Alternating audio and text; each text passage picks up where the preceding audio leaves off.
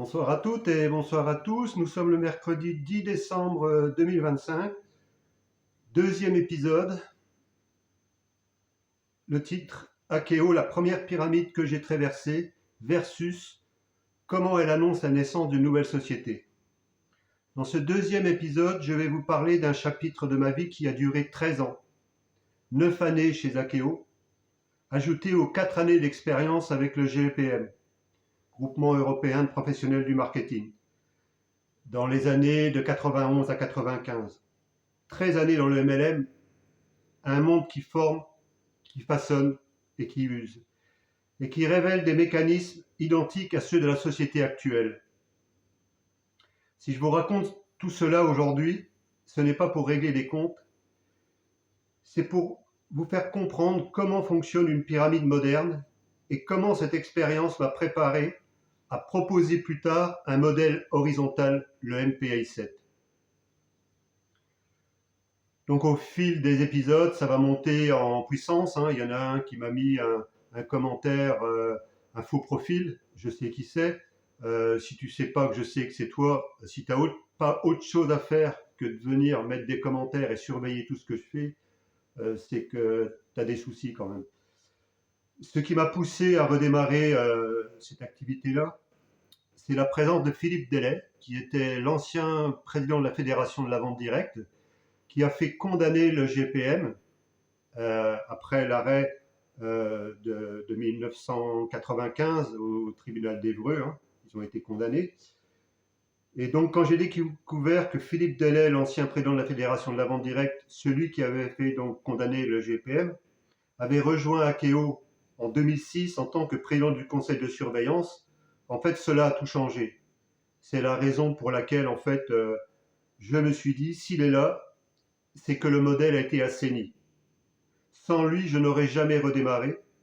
Jamais. J'ai finalement relancé l'activité le 2 décembre 2009 en sachant que ce serait un investissement colossal de temps, d'énergie, d'écoute, de formation. J'étais parfaitement conscient de ce que ça allait demander comme investissement. Ma première présentation de l'activité, parce qu'on invitait des personnes pour découvrir le concept, c'était chez moi, c'était vers le, je ne sais plus exactement, j'ai pas regardé, vers le 12 décembre 2009. Sur 30 personnes invitées, 29 étaient présentes, on était 33 dans la maison. Et c'était, bon, il y avait mon partenaire qui était Joël, qui était présent, avec qui j'avais redémarré, donc il faisait partie de ma lignée. Et un ancien diamant du GPM, venu faire la présentation, et il habitait quand même à plus de 2h30 de route. Donc je savais que je ne pouvais pas l'accueillir devant une pièce vide, et j'ai donc tout mis en œuvre pour qu'il y ait énormément de monde. C'est ce qui s'est passé grâce à mes 4 années d'expérience dans les années 91-95. Je savais parfaitement comment inviter, donc je n'avais pas besoin qu'on m'explique quoi faire, je maîtrisais déjà le processus. Ils ont été impressionnés, ils n'avaient jamais vu autant de personnes dans un salon. Peu importe, les premières étapes, la liste de noms et la sélection des leaders. Très vite, le système demande de créer une liste de noms, d'au moins 100 noms. Puis parmi ces noms, il faut identifier les personnes influentes, les personnes ambitieuses, les personnes avec du réseau, les professions cibles, médecins, avocats, indépendants, commerçants, agriculteurs, enfin des gens qui sont grosso modo déjà à leur compte. On nous pousse à inviter ces personnes en priorité pour aller plus vite. J'avais déjà cette habitude. Dans mon second démarrage, j'ai sélectionné donc des personnes qui avaient un potentiel de réussite élevé par rapport aux critères de ce type d'activité. Le mécanisme est simple, on classe les gens, on distingue ceux qui sont potentiellement des leaders et on relègue les autres déjà au rôle de petites mains. Ce tri-là crée déjà la hiérarchie psychologique, ceux qui montent et ceux qui servent de volume. Donc déjà là d'emblée, ils vont se servir de tout notre potentiel de connaissances. Et croyez-moi que une fois qu'il y a des personnes qui démarrent avec nous, s'il y a un problème, ils gardent tout notre potentiel, tout le potentiel de clients éventuels qui achètent les produits. Ils récupèrent tout ça. Comment Akhéo rentre dans la vie des gens? Oui, en fait, il rentre à vie dans la vie des gens. On ne sait pas au départ, mais je vous le dis aujourd'hui, on y reste à vie et c'est même transmissible à la place ou aux revenus pour nos enfants. Donc, vous voyez, c'est à vie. Et pour en sortir, c'est ouvert, hein, mais on ne va pas en sortir. Il y a toujours quelque chose qui va freiner. La femme qui veut tel ou tel produit, on a démarré une ou deux personnes ou on a démarré tout un réseau. Et même si on ne fait plus rien, si on voit que ça bouge derrière, on va se réveiller. Bon, en fait, ils tiennent les gens à vie. Ensuite, le système identifie vos motivations, vos enfants, vos rêves, un projet familial, un besoin d'argent, l'envie d'aider votre conjoint. Moi, mon objectif, c'était pour que mon épouse arrête de faire des kilomètres et qu'on puisse avoir des revenus décents et qu'elle puisse profiter de la vie. Ou la volonté d'en finir avec un travail épuisant. J'avais déjà connu cela. Un guide de démarrage condensé de 20 ans d'expérience de MLM expliquait exactement comment sonder et utiliser ces motivations. En fait, Akeos s'incruste littéralement dans la vie des gens, puisque quand on va chez quelqu'un, bon, on identifie tous les objectifs, toutes les motivations, on regarde les tableaux, on regarde les cartes postales, on regarde toutes les motivations des personnes, et après, s'il y a un souci, on leur rappelle ça.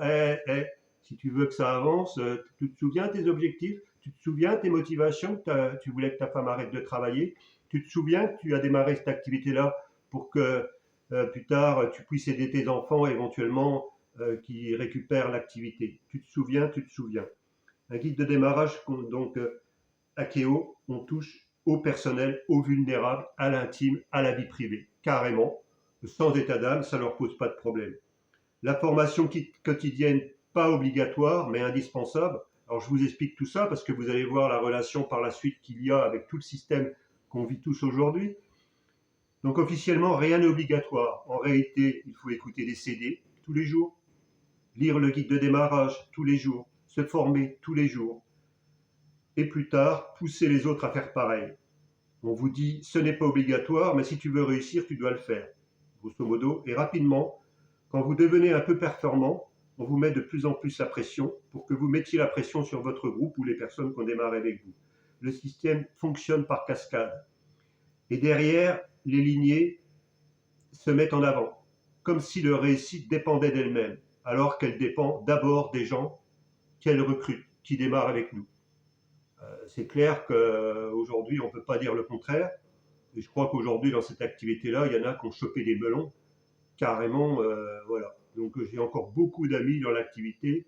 Je ne dirai pas n'importe quoi par rapport à cette activité-là, parce que c'est des gens que je respecte, c'est des gens qui m'appréciaient, qui savaient qui j'étais sur le terrain. Et donc je ne vais pas les décevoir dans ce que je suis en train de faire, mais il est clair qu'à un moment donné, les choses, il faut les dire, parce qu'autrement, ça persiste. Après, ceux qui veulent rester dans ce type de fonctionnement-là, c'est leur problème, c'est pas le mien. Moi, c'est le cadet de mes soucis maintenant. Le costume cravate, le symbole d'un mécanisme. Vous voyez la cravate là? Même là, c'est la cravate de Monument de Vallée. 95, j'avais fait un voyage de 3 semaines grâce au GPM dans l'Ouest américain. C'est magique, c'est des moments de rêve. C'est pour ça qu'en 2017, juste avant que j'arrête, j'avais dû emmener 53 personnes, bon, avec moi, avec mon épouse, 53 personnes dans l'Ouest américain dans mon réseau. Donc c'est pas anodin. Donc ça, c'est les cravates qui vendaient. Vous voyez? Donc là, après, il n'y a rien de mal à ça. C'est le filigrane qui a derrière tout ça, ce qui est caché derrière. Au début, on vous dit ce n'est pas obligatoire, la cravate, puis cela devient si tu veux aller plus vite, inspire confiance, habille-toi comme un entrepreneur, comme un chef d'entreprise. Résultat, les femmes triées à 4 épingles, les hommes en costume cravate tous les jours.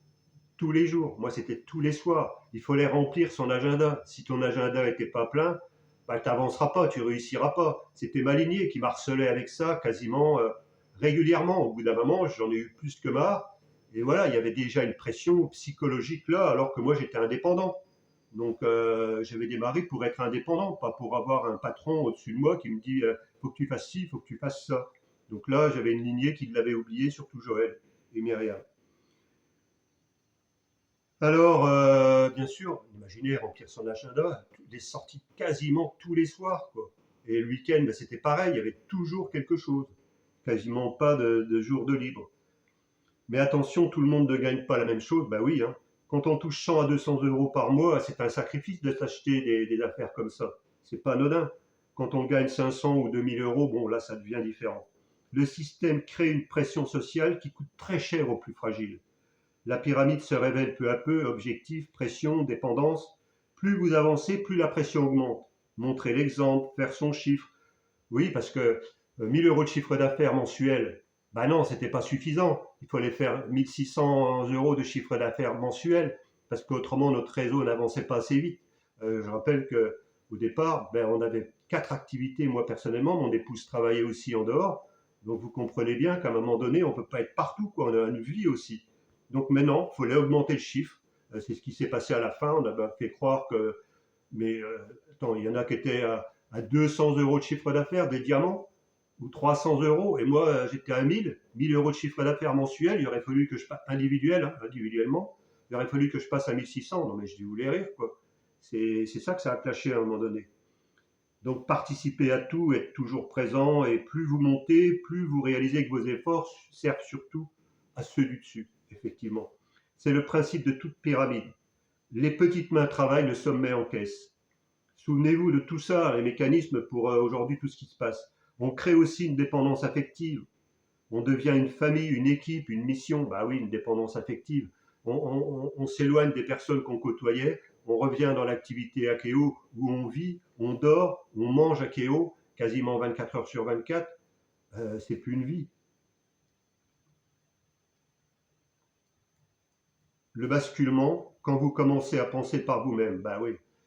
Le jour où vous dites non, où vous protégez vos équipes, où vous refusez certaines pressions, où vous voulez faire les choses autrement, parce qu'il y avait un guide de démarrage, hein, c'est pas compliqué hein, à suivre. Hein. Je savais surtout ce que j'avais à faire. J'ai eu besoin de me dire ce que j'avais à faire, je savais déjà. Donc, dans mon cas, manipulation subtile, paroles déformées, pression indirecte, décision prise dans mon dos, sabotage de la dynamique, infiltration de mon réseau, chute brutale de mon chiffre d'affaires. Bah oui, carrément, ils ont tout volé. Hein. Ils m'ont bloqué ma société, ils ont tout volé. Puis mon compte devient inutilisable, mon réseau s'effondre, j'ai investi dans une société, j'ai mis de l'argent dedans et je paye la gestion tous les ans. Et puis, plus rien, tout est bloqué. Et pourtant, ce qu'ils ne m'ont jamais pris, ils ont pu me couper du réseau, mais ils n'ont pas pu m'enlever mon leadership naturel, ma capacité à rassembler, mon sens de l'analyse, ma vision, ma capacité à guider, la solidité intérieure que j'avais acquise. Alors, tous ceux qui me connaissent, j'ai pas besoin de mettre des fleurs. Je savais que j'étais très bien apprécié dans tout le réseau et que même certains m'avaient dit oui, on sait que Joël et Myriam, voilà, c'est pas cool ce qu'ils font dans ton dos. Donc il y avait des choses qui me revenaient par des leaders. Donc vous voyez, les choses se disent. Et donc mon réseau, et j'avais quand même, mon attitude était quand même très bien perçue dans le réseau, et j'ai toujours des amis, voilà, qui n'ont rien fait parce qu'ils pouvaient rien faire. Ceux qui ne m'ont pas pris, ils ont pu me couper du réseau, mais ils n'ont pas pu m'enlever mon leadership naturel. Ça, je viens de le dire, il faut que je retourne dans l'autre sens.